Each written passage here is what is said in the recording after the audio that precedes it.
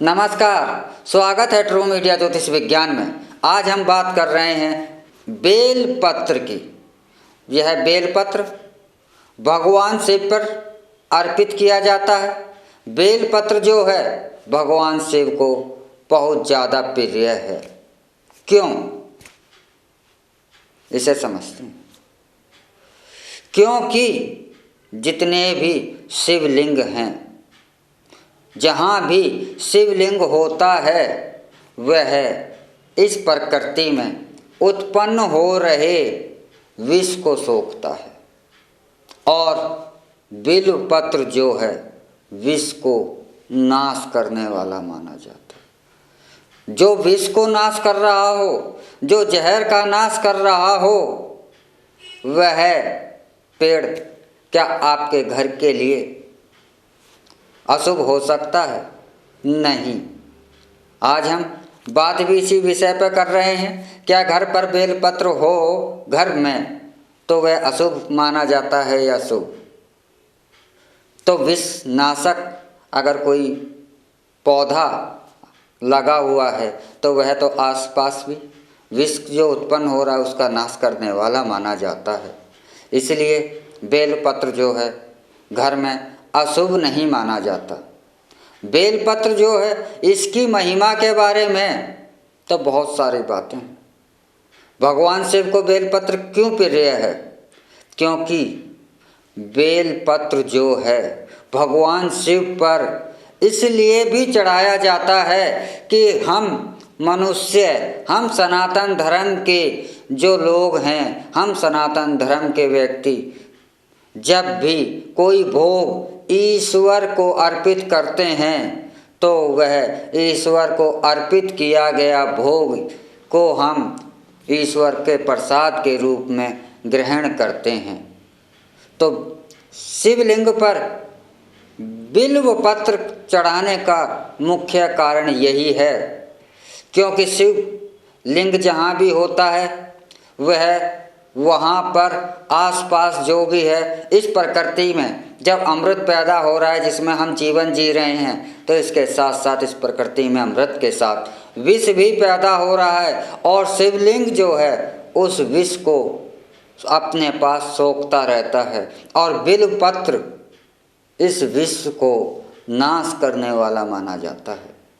इसलिए बिल्वपत्र शिव पर चढ़ाया जाता है और यह भी कहा जाता है कि भोग जो है ईश्वर का वो हम ग्रहण करें, अर्थात हम प्रतिदिन बिल्वपत्र को अवश्य ही ग्रहण करें भगवान शिव का प्रसाद मानकर। क्यों? क्योंकि बिल्वपत्र जो है, बेलपत्र जो है वह आज आपकी 15 साल पुरानी हो, 20 साल पुरानी ब्लड प्रेशर की शिकायत, हाई ब्लड प्रेशर की शिकायत है, आप मात्र 5 पत्ते 4 पत्ते अवश्य ही प्रतिदिन बेलपत्र के खाते रहें तो आपका यह महीने 1.5 महीने में आपका हाई ब्लड प्रेशर का रोग ठीक हो जाएगा।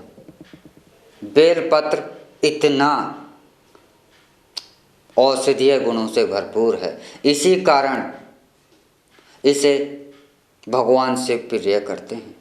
आप शुगर जैसे महाभयंकर रोग से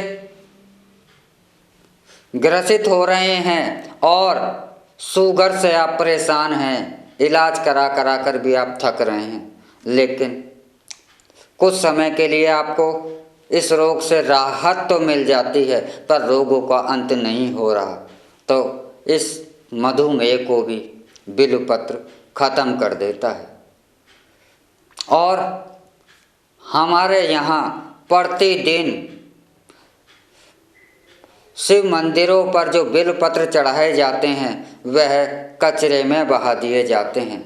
मैं तो सभी से यह कहूँगा कि आप जब भगवान शिव को बिल्वपत्र अर्पित करें तो भगवान शिव को उनको अर्पित करने के बाद उस बिल्वपत्र को आप ले आएं और उसे भगवान शिव का आशीर्वाद समझकर, भगवान शिव का प्रसाद समझकर उसे खाएं। आपके रोगों का नाश होना शुरू हो जाएगा। बिल्वपत्र शुगर जैसी बीमारियों को भी ठीक करने में एक अचूक दवा मानी जाती है और जितना हम प्रत्येक हफ्ते में सोमवार के दिन बिल्वपत्र भगवान शिव को अर्पित कर कर उसे कचरे में बहा देते हैं। यदि मंदिरों में आज मैं यह भी चाहता हूँ कि एक नई व्यवस्थाएं हो जाएं, हमें यह करना चाहिए।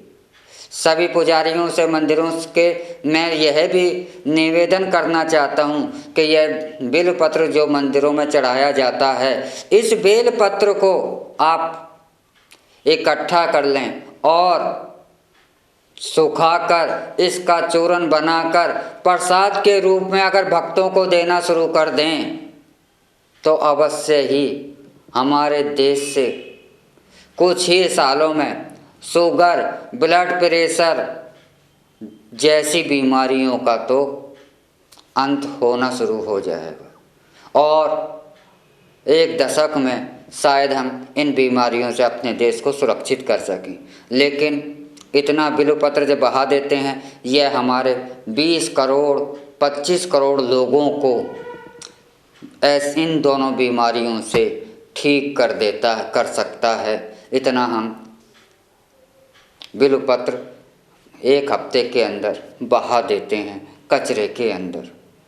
बिल्वपत्र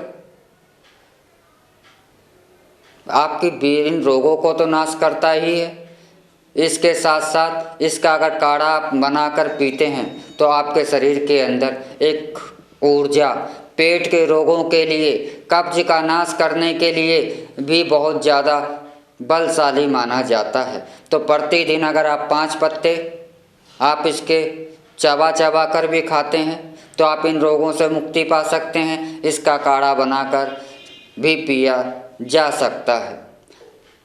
तो बिल्वपत्र की तो बहुत ज़्यादा महिमा है, इसलिए बिल्वपत्र को आप सेवन अवश्य ही करना शुरू कर दीजिए। बेलपत्र जो है सैकड़ों रोगों को नाश करने में बलशाली माना जाता है और प्रकृति में और जो हमारे शरीर के अंदर उत्पन्न जो विष हो रहा है उसको नाश करने में बलशाली माना जाता है। इसीलिए भगवान शिव को इसे अर्पित कर और उनका भोग के रूप में, प्रसाद के रूप में उसे ग्रहण करने की विधान हमारे धर्म में बनाया गया। तो आप बिल्वपत्र को अवश्य ही सेवन करना शुरू करें अगर इन बीमारियों से मुक्ति पानी है। इसी के साथ हम आपसे इजाज़त चाहते हैं। अगले एपिसोड में हम फिर मिलेंगे एक नए विषय के साथ, एक नई जानकारी के साथ। तब तक आप हमारा ट्रू मीडिया ज्योतिष विज्ञान को लाइक, शेयर, कमेंट करना ना भूलें। ओम नमः शिवाय।